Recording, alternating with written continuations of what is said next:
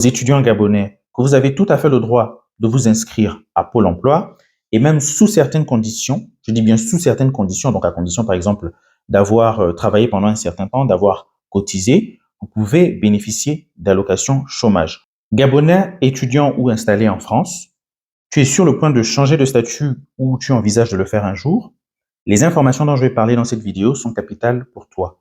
Donc n'hésite pas à la partager, à la liker, à la commenter et à en parler autour de toi. J'espère ne rien t'apprendre en te disant que lorsque tu fais le changement de statut, tu es naturellement amené à demander ce qu'on appelle une autorisation de travail. Et lorsque l'administration traite ta demande d'autorisation de travail, elle est amenée à examiner un critère non négligeable qu'on appelle la situation de l'emploi. Alors, la situation de l'emploi, qu'est-ce que c'est? C'est le critère non négligeable par lequel l'administration va vérifier qu'il n'y a pas un candidat national qui est en mesure d'occuper le poste que tu convoites et que ton employeur a réellement des difficultés à recruter sur ce poste-là. Alors, il se trouve que dans les accords franco-gabonais, on retrouve notamment 3 situations dans lesquelles on ne va pas opposer la situation de l'emploi aux Gabonais. Il s'agit principalement de l'accord de juillet 2007 sur la gestion concertée des flux migratoires et sur le co-développement. Je vais donc évoquer ces 3 cas dans cette vidéo. Le premier cas, naturellement, c'est celui de l'autorisation provisoire de séjour pour les Gabonais, qui est une autorisation provisoire de séjour spéciale. Je t'invite d'ailleurs à regarder ma vidéo que j'ai faite dessus, dans laquelle tu vas avoir non seulement davantage de détails sur la notion d'opposition à la situation de l'emploi, mais également sur l'APS des Gabonais qui est prévu par l'accord de juillet 2007. Par rapport à ma vidéo sur l'APS d'ailleurs, j'ai vu que beaucoup de personnes ont fait des commentaires qui n'étaient pas très positifs. Alors, je ne veux pas rentrer dans des débats, je vais juste faire 2 observations, sinon 3. Première observation, je vous invite à examiner les choses de manière froide et à arrêter de trop mettre les sentiments dans les situations qui sont encadrées juridiquement. Deuxième chose, je vais vous inviter à ne pas faire de votre cas spécifique un cas général. Je peux entendre qu'à titre individuel, on ait vécu une expérience désagréable, on ait vécu des déconvenues, mais s'il vous plaît, n'en faites pas une vérité générale. Troisième observation, lorsque vous êtes étudiant et que vous souhaitez notamment changer de statut pour devenir travailleur, vous n'avez que 2 options.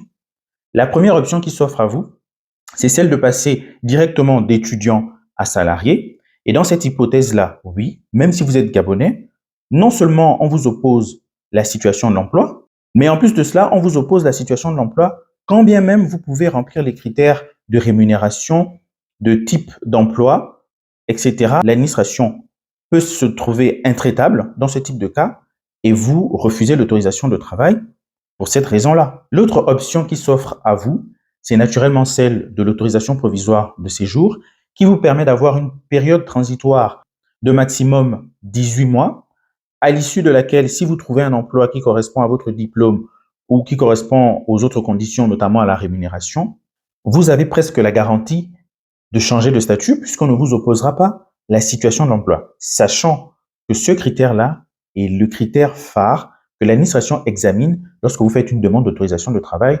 précisément pour changer de statut. Donc la deuxième situation dans laquelle on ne va pas vous opposer la situation de l'emploi, c'est la suivante.